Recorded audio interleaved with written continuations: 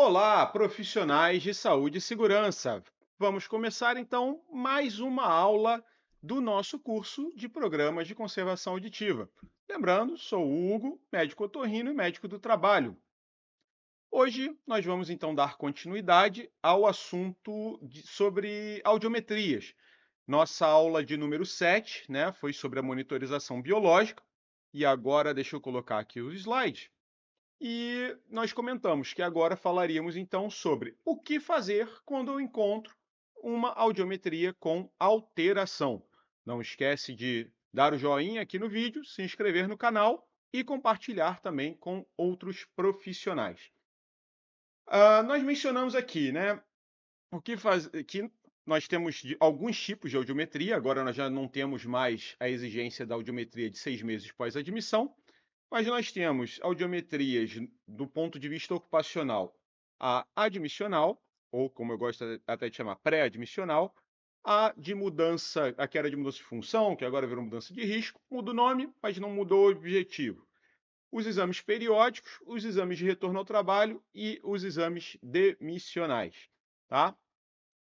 E sempre que existe uma mudança no padrão do perfil audiométrico, eu diria que é comum existir preocupação, existir dúvida por parte, normalmente, do médico do trabalho ou pela pessoa que ele tiver delegado ali para tomar conta do programa de conservação auditiva. E aí, o que que nós costumamos dizer? Sobre procedimentos, né, nos casos de alterações. É sempre importante já ter condutas pré-definidas em casos de alterações audiométricas identificadas.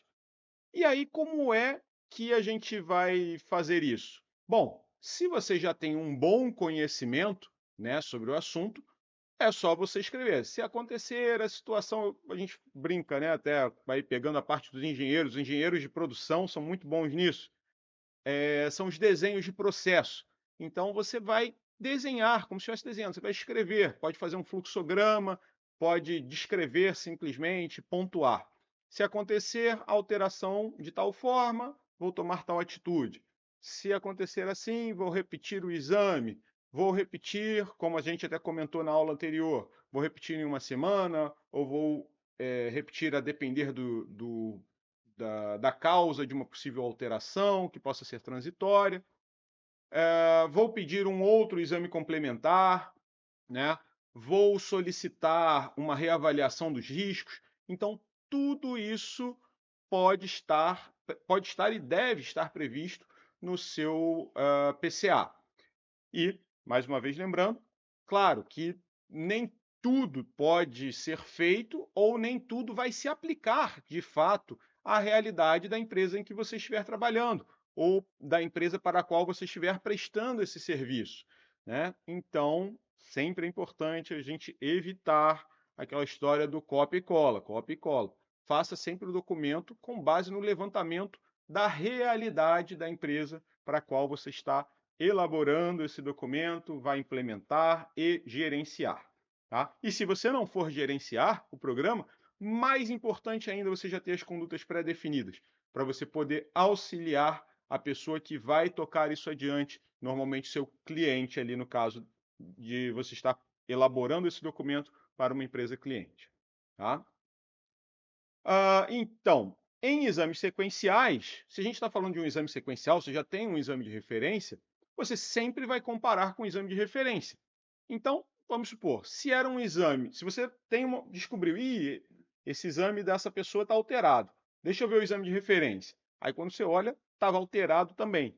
E não houve nenhum sinal, de acordo lá com as diretrizes da NR7, né, não houve nenhum sinal de agravamento daquela perda auditiva que já existia. Então, se o exame está estável, não existe muita preocupação. Agora, se o exame estava normal e agora você tem uma alteração, ou se o exame já era alterado, mas agora você tem um agravamento dessa alteração, aí a gente já tem que começar a fazer aí a linha de raciocínio, né, o fluxograma da lógica do que será feito. Então, por exemplo, se você notou que esse desencadeamento ou esse agravamento, ele não tem qualquer característica, compatível com uma exposição a nível de pressão sonora elevado, por exemplo, a primeira coisa que eu faria seria: bom, vou chamar aqui a pessoa que teve o exame alterado, ou às vezes até imediatamente, tudo vai depender da situação, de como é feito o exame, né? Às vezes o exame é feito externamente, às vezes o exame é feito dentro da própria empresa. Então, se houver a possibilidade, o médico já olha na mesma hora. Espera aí, você tem uma perda auditiva aqui que você não tinha antes, não tinha nos seus exames, em vários exames anteriores. Mas também não parece ser causada por barulho. Então, você está com uma rolha de cerume, você teve uma otite, você utilizou algum remédio que pudesse ser ototóxico, né? Então, você vai fazer uma anamnese direcionada da saúde auditiva. Até pode fazer parte também, né, dos programas de conservação auditiva a aplicação de questionários, né, toda vez que aquele trabalhador for fazer um exame audiométrico, tá? Então, e aí nesse caso de mudança, né, que é o próximo tópico aqui do slide, no caso de mudança do perfil audiométrico, você vai repetir. Uma das primeiras coisas que eu considero uma excelente prática, né, é você repetir o exame para confirmar se aquela alteração realmente existiu ou se foi alguma dessas alterações transitórias, que a gente já mencionou na aula anterior também. Tá? Você vai correlacionar o resultado, né, com o histórico clínico, como eu acabei de falar, e avaliar se a alteração é compatível com exposição a riscos ambientais. Então, como eu falei, se você tem uma perda auditiva que não é compatível com os riscos ambientais, né? Se houve, de repente, realmente o histórico, poxa, não, eu tive um trauma, levei uma pancada na orelha, e aí isso aconteceu uma vez, lembrei agora do exemplo de um amigo meu, ele surfando, veio a onda e bateu na orelha dele e fez um rompimento do tímpano por conta disso. Mas então essas coisas podem, as coisas mais inusitadas podem acontecer, né? Até de curiosidade também, já tive um caso de um paciente que dormiu na cabine audiométrica. Ele estava tão cansado, então isso também é um fator que pode alterar, né, a percepção ali, a colaboração do paciente durante o exame. E quando você chega a todas essas conclusões, principalmente, né, nesses casos que seriam casos mais otorrinolaringológicos do que ocupacionais propriamente dito, você pode encaminhar para um especialista, para um otorrino. Agora, já na situação em que você teve essa alteração e a alteração ela é compatível com uma exposição a barulho, você tem ali o nível de pressão sonora elevado no ambiente, aí é importante realmente que você considere, pelo menos, a possibilidade de que isso possa ter sido advindo do trabalho, e aí você tem que fazer toda a continuidade da investigação, e que aí a gente vai ver aqui no próximo slide. Ou seja, em casos de suspeita de que uma perda auditiva possa ter acontecido em decorrência do ambiente de trabalho, você pode reavaliar os riscos do ambiente de trabalho. E aí eu pulei essa parte do ou simplesmente de forma proativa, porque você pode fazer isso sempre também, independente de se encontrou uma perda auditiva, qualquer que seja, você pode sempre, poxa, vamos dar uma reavaliada aqui. E como assim? Que reavaliação é essa dos riscos no ambiente de trabalho? Seria, houve alguma mudança de maquinário? Algum maquinário deu defeito, está fazendo mais barulho? Houve algum problema com fornecimento de EPI? O funcionário foi treinado, né, para o uso desse EPI e ele sabe identificar se o EPI está em boas condições, está sendo fiscalizado se ele está usando os EPIs em boas condições de uso, sim ou não. Então, tudo isso pode interferir no uso, né, pode interferir no uso, não, pode interferir na num resultado, né, num potencial desencadeamento, num potencial surgimento realmente de uma doença ocupacional. E aí você vai revisar então as medidas de controle do NPSE. Como? Refazendo muitas vezes a dosimetria, reavaliando o nível de pressão sonora, né? Vai fazer com a audiodosimetria ali, né? Com aquele critério que a gente já conversou, colocar o microfone próximo da orelha do trabalhador, ser uma medição de pelo menos 75% da jornada de trabalho, tá? Agora, e quando você encontra, por exemplo, perdas auditivas num exame admissional? Bom, no exame admissional, muitas vezes as pessoas até falam assim: ah, poxa, tem que emitir CAT, não tem que emitir CAT no admissional. Isso já foi dúvida no passado. Ou uma pessoa tem perda auditiva, então não posso contratar ela para trabalhar no ambiente de barulho. Não é bem assim, tá? Todas essas situações, elas podem existir, mas normalmente você não vai ter como emitir uma CAT de uma situação de um ambiente de trabalho prévio, ou até se não sabe nem se a pessoa estava trabalhando ou não, né? E não tem como emitir uma CAT de algo que você não conhece, mesmo que a perda seja uma perda compatível com exposição a nível de pressão sonora. E eu sempre falo o compatível porque não é um perfil patognomônico, né, que a gente chama. Outras causas podem também gerar um perfil audiométrico semelhante ao da exposição a nível de pressão sonora elevado. Tá?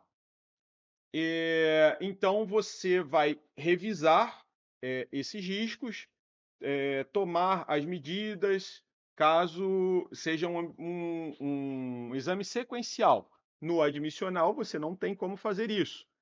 Agora, e você também vai deixar de admitir a pessoa? Não, você só vai ter aquele exame como seu exame de referência. O que você vai avaliar, né, caso a pessoa tenha uma perda auditiva no exame admissional ou pré-admissional, é se a perda dela é em algum nível, algum patamar, às vezes até no caso de uma pessoa com uma deficiência auditiva, se ela vai estar apta a desenvolver a atividade dela, tá? Mas, de uma forma geral, olha, são raríssimos casos que me vêm à cabeça em que uma pessoa com perda auditiva ela possa ser dita inapta ou incapaz para uma determinada atividade de trabalho.